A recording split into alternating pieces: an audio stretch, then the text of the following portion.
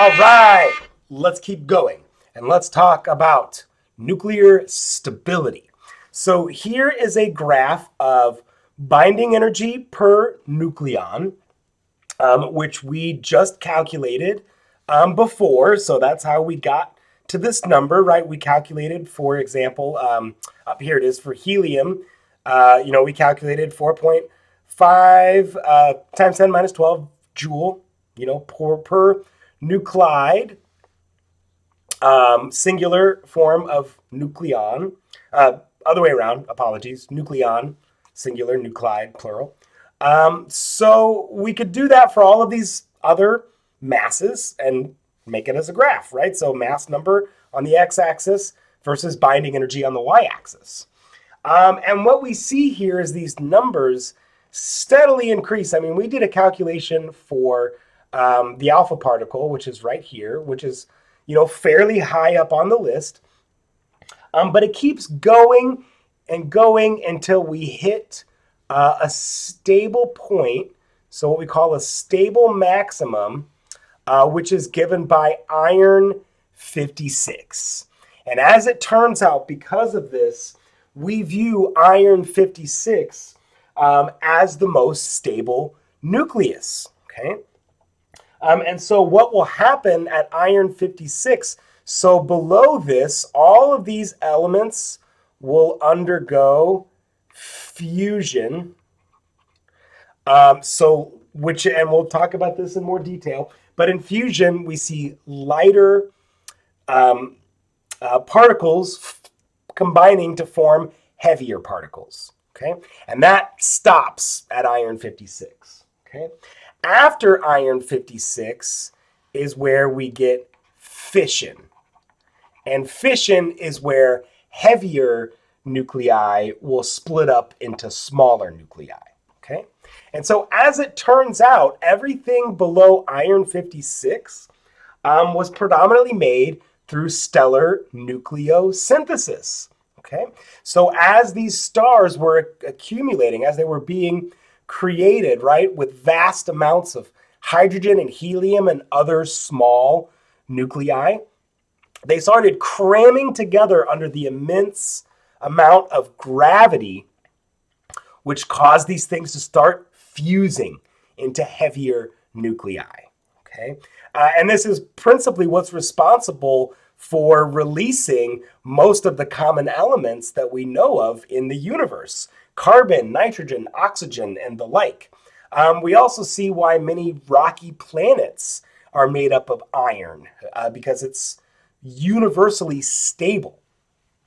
So I find this to be really cool. This suggests that the kind of molecules and atoms that we see on planet Earth are going to be very similar to the kinds of molecules and atoms we'd find in other solar systems, okay?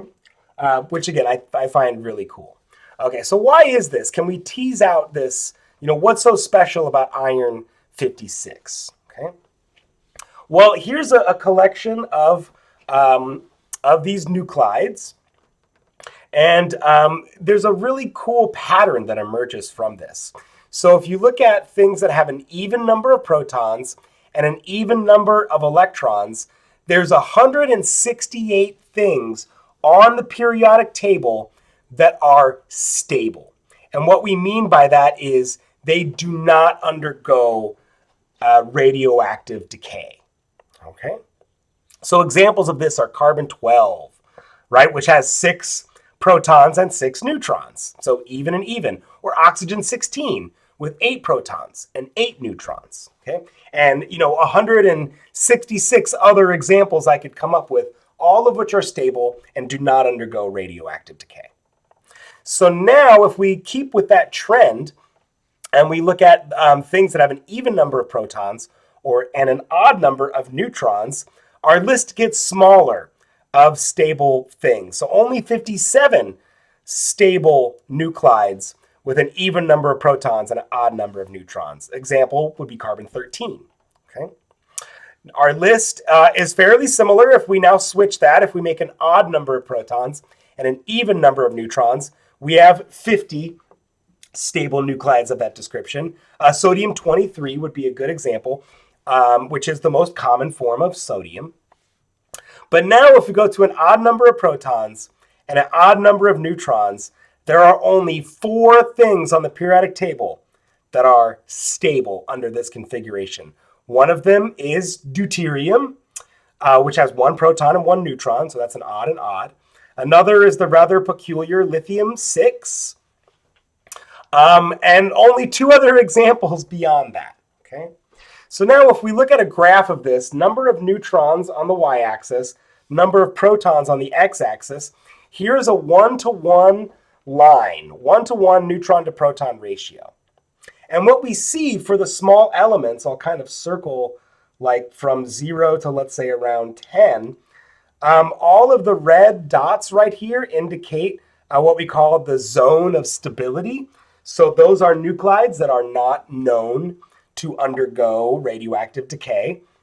And so everything that I circled right there is the vast majority of what makes up life on planet Earth. Carbon and nitrogen and oxygen and the like, okay? Which are all stable. However, once we start getting past this 1-to-1 line, and specifically I'll point out iron 56, which we talked about, has 30 neutrons and 26 protons. So iron 56 is right around here on this zone of stability. And that's kind of right in this region where things start taking off, where they don't follow this 1-to-1 line anymore. And that's where we start seeing a lot more unstable nuclides. So in other words, nuclides that will undergo radioactive decay. So for example, in this region right here on this left side of the curve, so there's too many neutrons on this side, okay? And as we might guess, and so that leads to what we call beta production, and we're going to talk about beta decay momentarily. But on this side of the curve, we have too many protons. And that leads to spontaneous positron emission. And we will talk about that as well. Okay? So here's one example. As it turns out, carbon-14, which contains 6 protons and 8 neutrons. So it is an even situation, but it is not one of these stable. It's not, carbon-14 is not a stable nuclide.